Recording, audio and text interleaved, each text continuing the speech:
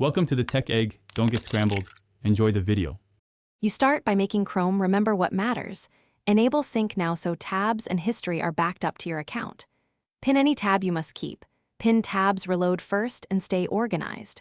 Once done, check settings on startup and select continue where you left off if you want automatic restore. These steps ensure Chrome has permission and configuration to restore. Take them before closing so you don't risk losing a session. Now save the active session. Right-click a window tab bar to bookmark all tabs or create a tab group for instant recall. This is faster than copy-pasting URLs. Make sure the sync icon indicates recent activity so your session is uploaded.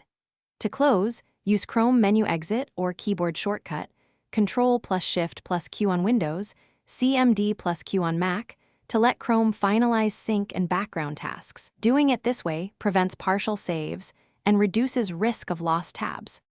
Finally, reopen Chrome and restore your session by choosing Continue where you left off or use History recently closed to pick a window.